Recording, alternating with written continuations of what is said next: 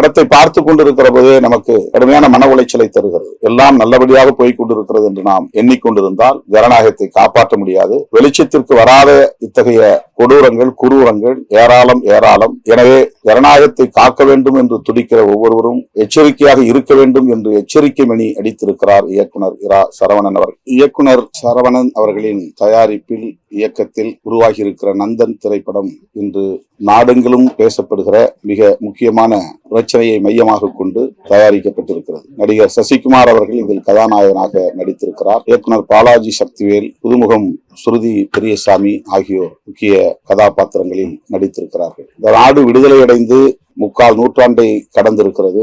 குடியரசு நாடாகி பவள விழாவை கொண்டாட இருக்கிறோம். ஆனால் இன்னும் அரசமைப்பு சட்டம் இங்கே முழுமையாக நடைமுறையில் இல்லை. ஜனநாயகத்தை மதிக்கும் நிலை பரிணமிக்கவில்லை. இதற்கு உள்ளாட்சி அமைப்புகளில் நிலவும் சாதிய வன்கொடுமைகள் சாட்சியங்களாக உள்ளன. இது தமிழ்நாட்டில் மட்டும் உள்ள பிரச்சனையில் அல்ல, இந்தியா முழுவதும் உள்ள பிரச்சனைகளாக உள்ளன. மேலவளவு படுகொலை, 7 பேர், மேலவளவு முருகேசன் உள்ளிட்ட 7 பேர் கொடூரமாக வெட்டி சாய்க்கப்பட்டார்கள். அது மட்டுமே பேசுபடு பொருளாக மாறியது. ஆனால் எண்ணற்ற பல தனி ஊராட்சி தொகுதிகளில் மக்களால் தேர்ந்தெடுக்கப்பட்ட ஊராட்சி மன்ற தலைவர்கள் சாதிய வன்மங்களால் எவ்வளவு கொடுமைகளுக்கு உள்ளாகிறார்கள் என்பதை இயக்குனர் இரா சரவணன் அவர்கள் மிக கவனமாக பதிவு செய்திருக்கிறார், அக்கறையோடு பதிவு செய்திருக்கிறார்.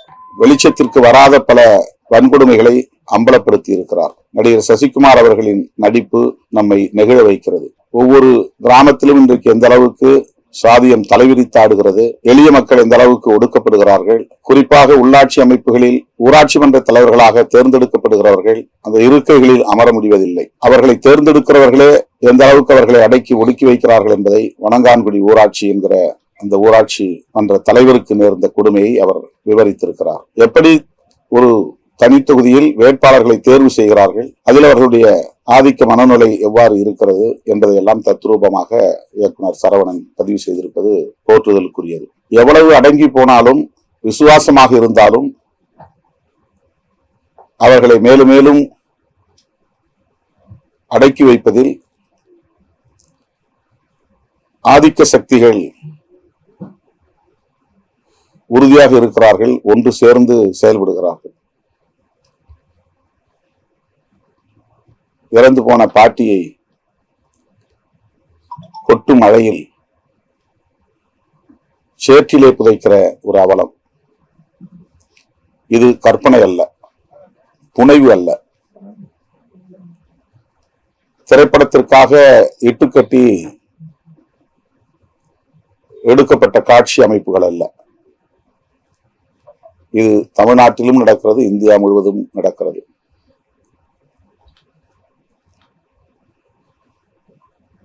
தன்னுடைய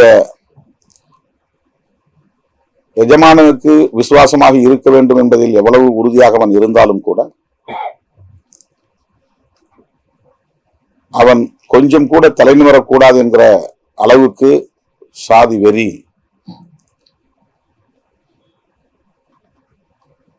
வழக்கமாக ஊராட்சி மன்ற தலைவராக இருந்த ஒருவருக்கு இருப்பதையும் அவருக்கு துணையாக இருப்பவர்களுக்கு எவ்வாறு அது வெளிப்படுகிறது என்பதையும் இயக்குனர் இரா சரவணன் அவர்கள் மிக ஆழமாக அதை பதிவு செய்திருக்கிறார், படமாக்கி இருக்கிறார்.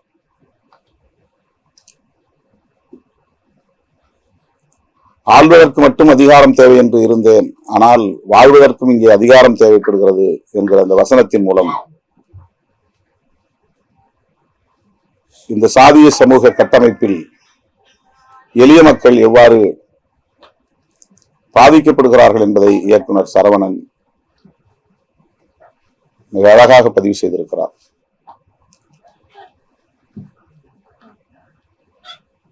அரசு புறம்போக்கு நிலங்களை ஆக்கிரமித்துக் கொண்டு ஆதிக்கம் செய்யக்கூடியவர்கள் சுடுகாட்டுக்கு 10 சென்ட் நிலம் அந்த அரசு நிலத்தில் எடுப்பதற்கு முயற்சித்தாலும் அதற்கு ஊரே சேர்ந்து எதிர்ப்பு தெரிவிக்கிறார்கள்.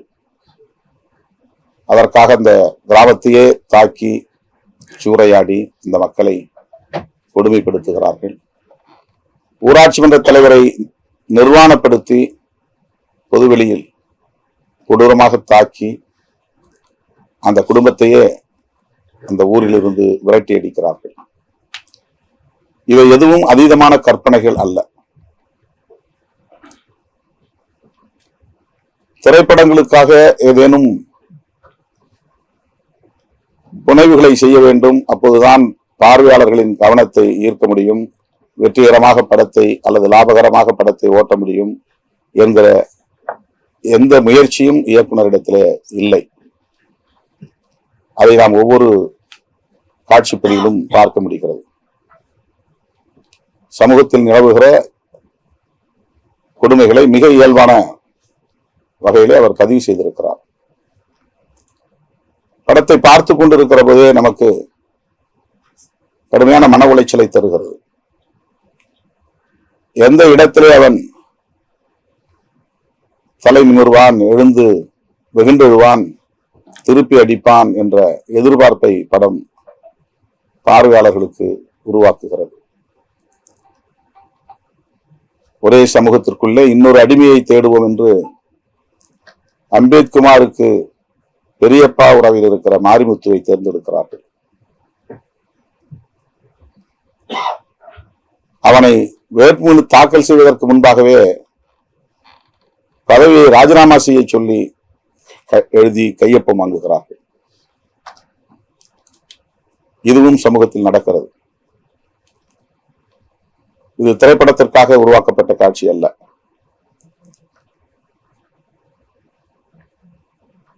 ஆனால் மாரிமுத்துவும் அந்த இடத்திலே துணிந்து வேட்புமனுவை நான் திரும்ப பெற்றுக் கொள்கிறேன், நீயே மீண்டும் ஊராட்சி தலைவராக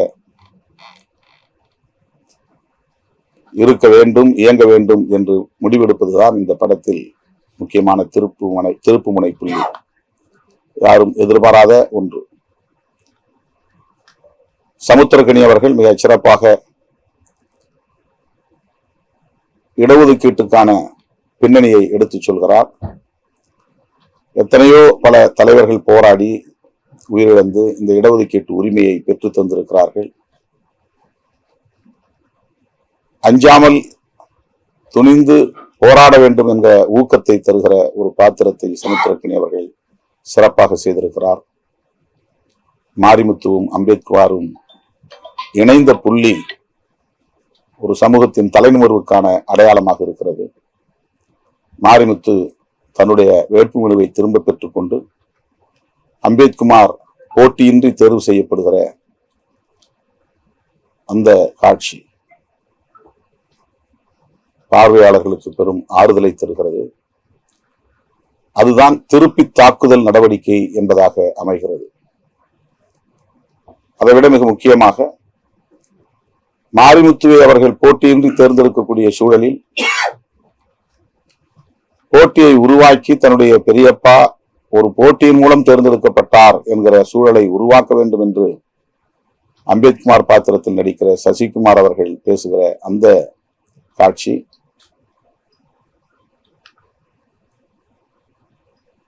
இவ்வாறு ஒடுக்கப்பட்டு கிடக்கிற சமூகத்தினருக்கு ஒரு பெரிய பாடம். அஞ்சி ஒடுங்கி கிடக்கிறவர்களுக்கு துணிவூட்டுகிற ஒரு காட்சி அது. எங்கள் குடும்பத்தில் உள்ள 3 ஓட்டுகள் மட்டும்தான் எனக்கு கிடைக்கும், ஆனால் அதை பற்றி நான் கவலைப்படவில்லை.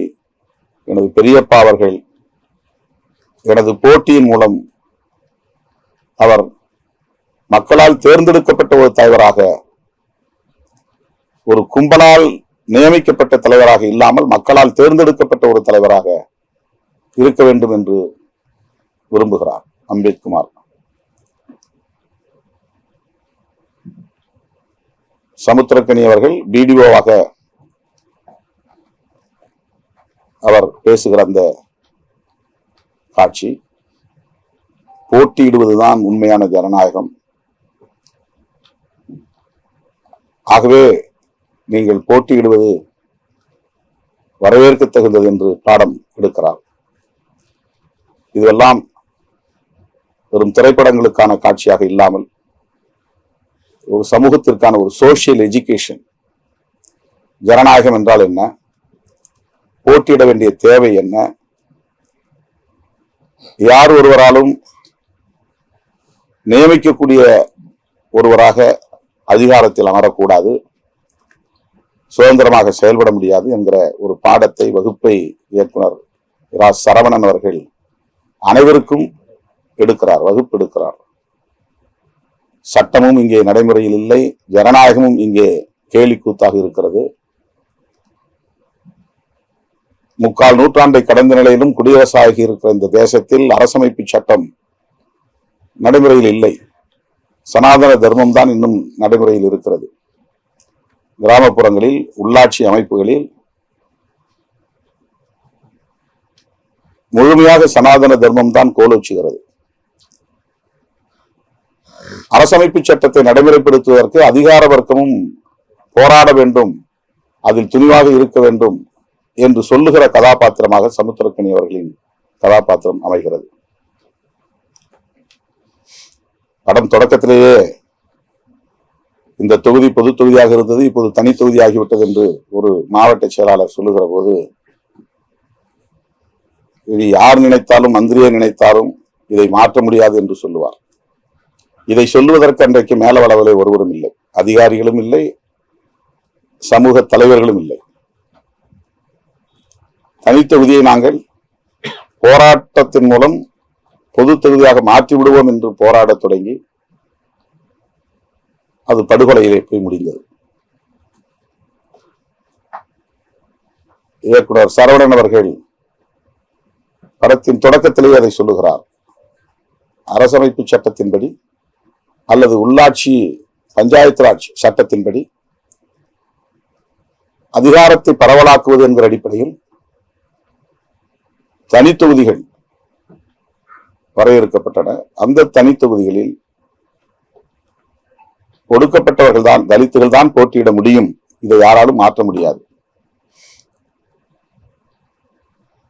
இதை சொல்லுவதற்கு இன்றைக்கு மேல அளவில் யாரும் இல்லை. இந்த படம் அதை சொல்லுகிறது. அப்படி மாற்ற முடியாது என்ற பிறகுதான் தனக்கான கொத்தடிமை ஒருவனை தேர்ந்தெடுக்க வேண்டும் என்று தேர்வு செய்கிறார்கள். அதில் நந்தன் என்கிற ஒரு பாத்திரம், அவன் தான் முதலில் இந்த உரிமையை எழுப்புகிறான். பொது தொகுதியாக இருந்தாலும் கூட எங்கள் பெயரையும் எழுதுங்கள், நாங்களும் போட்டியிட வேண்டும் என்ற ஒரு குரல்.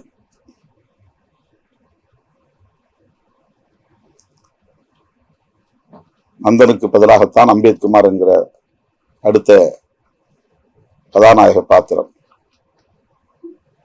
நந்தன் காலத்திலிருந்து இந்த கொடூரம் இன்னும் தொடர்கிறது. வரலாற்று ஆய்வாளர்கள் நந்தன் ஒரு மாமன்னன் என்று ஆய்வுகளின்படி உறுதிப்படுத்தி இருக்கிறார்கள். ஆனால் பெரிய புராணம் அவன் ஒரு தீண்டப்படாத சமூகத்தை சார்ந்தவன், கோயிலிலே விளைவதற்கு முயற்சித்தான், நாயன்மார்களில் ஒருவன், புலையன் என்று பேசுகிறது. புராணம் சனாதன தர்மத்தின் வலிமையை பேசுகிறது. ஆனால் வரலாறு அப்படி அல்ல. அந்த நந்தன் காலத்தில், புராண நந்தன் காலத்தில் எப்படி இந்த சமூகம் இருந்ததோ அது இன்றைக்கும் தொடர்கிறது. நாடு விடுதலை பெற்று குடியரசாகி அரசமைப்பு சட்டம் நடைமுறைக்கு வந்து ஜனநாயகத்தை பரவலாக்கக்கூடிய எல்லா முயற்சிகளும் இங்கே நடைபெற்றுக் கொண்டிருந்தாலும் சாதிய வன்மம் என்பது வேரோடி போய் கிடக்கிறது, புறையோடி போய் கிடக்கிறது. ஜனநாயக சக்திகளுக்கு ஒரு எச்சரிக்கையாக இந்த நந்தன் திரைப்படம். எல்லாம் நல்லபடியாக போய் கொண்டிருக்கிறது என்று நாம் எண்ணிக்கொண்டிருந்தால் ஜனநாயகத்தை காப்பாற்ற முடியாது. வெளிச்சத்திற்கு வராத இத்தகைய கொடூரங்கள், குரூரங்கள் ஏராளம் ஏராளம். எனவே ஜனநாயகத்தை காக்க வேண்டும் என்று துடிக்கிற ஒவ்வொருவரும் எச்சரிக்கையாக இருக்க வேண்டும் என்று எச்சரிக்கை மணி அடித்திருக்கிறார் இயக்குனர் இரா சரவணன் அவர்கள். இந்த திரைப்படம் உலகளாவிய அளவில் ஜனநாயக சக்திகளிடையே மிகப்பெரிய வரவேற்பை பெறும். நேர்மையான அதிகாரிகள் இருந்தால் தேசிய அளவிலான விருதுகளை இந்த திரைப்படம் அள்ளி குவிக்கும். தொடக்கத்தில் நான் சொன்னதை போல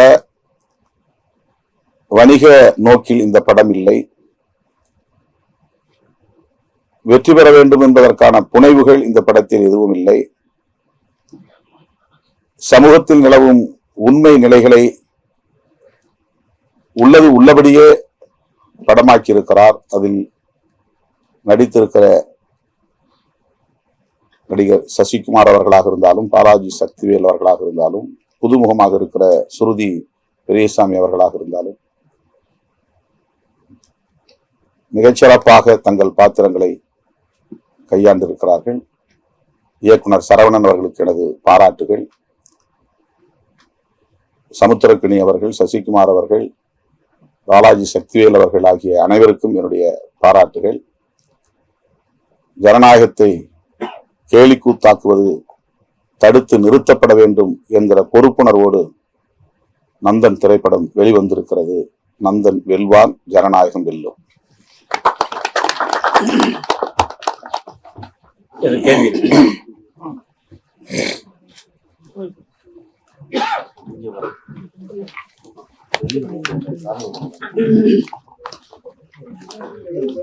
வாழ்த்துக்கள் சார்.